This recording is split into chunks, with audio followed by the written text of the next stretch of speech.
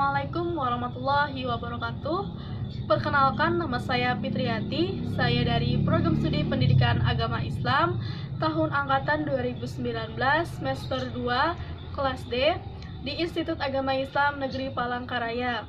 Nah, pada video ini saya akan memenuhi salah satu tugas mata kuliah Psikologi Perkembangan dan Agama yang diampu oleh dosen Bapak Surawan MSI. Nah, pada video ini saya akan membahas makalah dari kelompok 2 yang berjudul Perkembangan Agama Terhadap Remaja. Nah, sebelum lebih dalam, saya akan menjelaskan pengertian remaja. Remaja dalam bahasa aslinya disebut dengan adolescences, berarti dari bahasa Latin adolescencer, yang berarti tumbuh atau tumbuh untuk mencapai kematangan.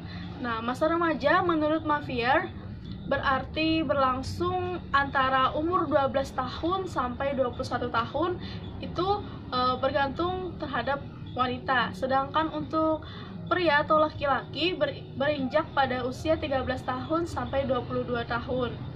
Nah, masa remaja ini sering kali disebutkan masa peralihan atau masa pertumbuhan dari kanak-kanak menuju dewasa. Nah, jadi oleh karena itu fase ini biasanya disebut sebagai kata peralihan atau fase yang dimana seseorang anak mencari jati dirinya. Maka dari itu fase remaja sangat rentan dan banyak sekali konflik dan juga keraguan yang terdapat pada perkembangan terhadap keagamaannya. Selanjutnya, sikap remaja terhadap keagamaan. Nah, sikap dan minat yang ada pada remaja itu biasanya berpengaruh pada masa kecilnya. Nah, jadi selain dari masa kecilnya, berpengaruh juga terhadap lingkungan keagamaannya. Besar kecil minat mereka terhadap permasalahan agama itu ada faktor-faktor yang mempengaruhi. Salah satunya pertumbuhan pemikiran dan mentalnya. Yang kedua, perkembangan perasaan. Yang ketiga, pertimbangan sosial. Yang keempat, pemikiran moral. Menurut Jakiyah, pembagian sikap remaja terhadap masalah keagamaan bisa disebutkan: 1. Percaya turut-turutan. 2. Percaya dengan kesadaran. 3. Kebimbangan terhadap agama. 4. Tidak percaya terhadap Tuhan. Nah, jadi masalah yang ada pada remaja itu seringkali berkaitan dengan 4 hal ini.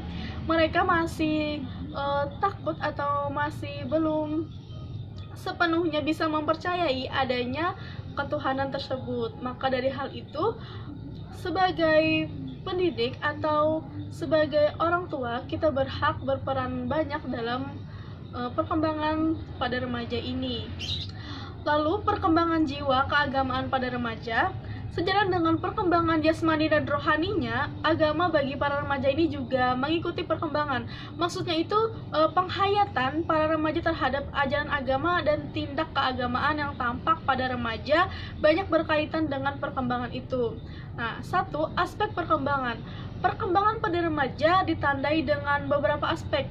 Perkembangan rohani dan jasmaninya. Nah, perkembangan itu diantara lain menurut Westerbuck adalah: 1. Pertumbuhan pikiran dan mental. 2. Perkembangan perasaan. 3. Pertimbangan sosial. 4. Perkembangan moral. 5. Sikap dan minatnya. Yang keenam, ibadah dan sembahyangnya. Nah, menurut Starbuck, 6 hal ini sangat berpengaruh pada perkembangan yang ada di remaja.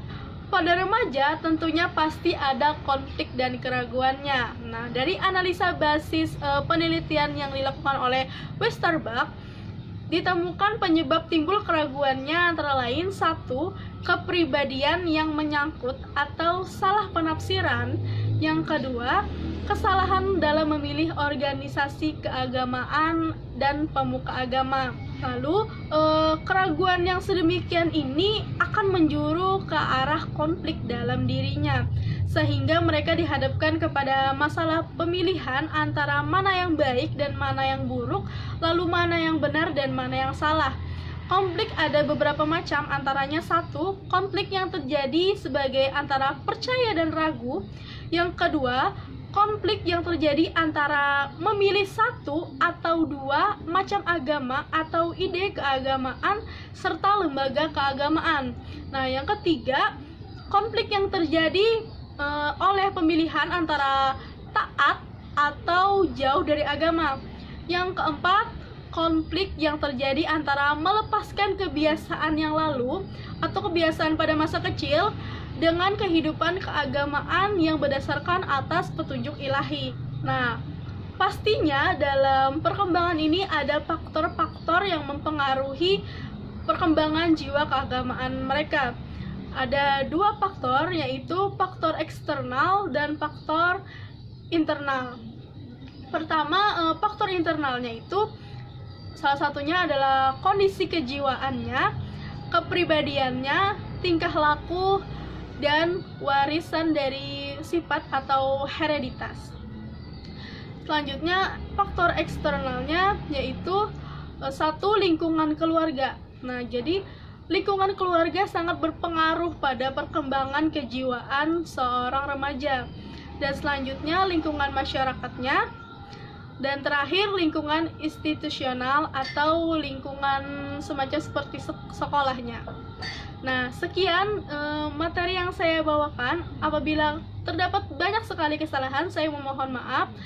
Sekian, terima kasih. Wassalamualaikum warahmatullahi wabarakatuh.